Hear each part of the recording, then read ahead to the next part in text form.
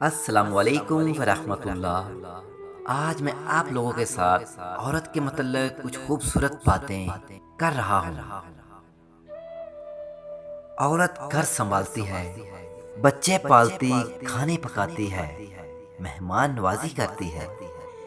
यूं ही कोई बीमार होता नर्स बन जाती है। दूसरों के दर्द पे रो पड़ती है, खिदमत करके भी शिकवे और ताने सुनती है। बचत करके घर चलाती है। फिर अगर कभी ये भी कह दे कि मेरी तबीयत ठीक नहीं तो सब हैरत से देखते हैं कि भला इसे क्या होना है।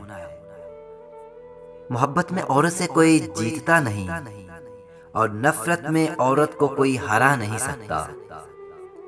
अपनी बीवियों को कभी भी दुख ना दें, क्योंकि बीवियों की दुनिया बहुत छोटी होती है। अपने शौहर से शुरू होती है और शौहर पर ही खत्म हो जाती है। शौहर को चाहिए अपनी बीवी से ज्यादा इसका एहसास करे, और एक बीवी के लिए ये एहसास किसी नेमत से कम नहीं कि कोई मेरी फिक्र करने वाला है और कुछ नहीं चाहती मैं अपनी जिंदगी से। या रब, दुआ है कि किसी के दुख की वजह मेरी जात ना हो। मर्दानगी की बेहतरीन सतह यह है कि मर्द की वजह से औरत की आंख में आंसू ना आए। औरत को इज्जत खुदा ने तोहफे में दी है और मर्द को कमानी पड़ती है। वो झोंपड़ी जहां औरत मुस्कुराती है उस आलीशान महल से बेहतर है जहां औरत रोती है।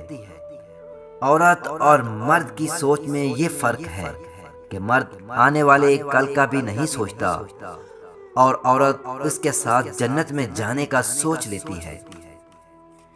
औरत को खुदा ने सलाहियत दी है कि वो वक्त पड़ने पर वालदैन का बेटा और औलाद का बाप बन जाती है। औरत की जात भी अजीब गोरख धंधा है। मिल जाए तो नजर नहीं आती और ना मिले तो इसके सिवा कुछ दिखाई नहीं देता। अगर वीडियो अच्छी लगी हो तो शेयर बेशक न कीजिएगा, अमल जरूर कीजिएगा। खुदा हाफिज।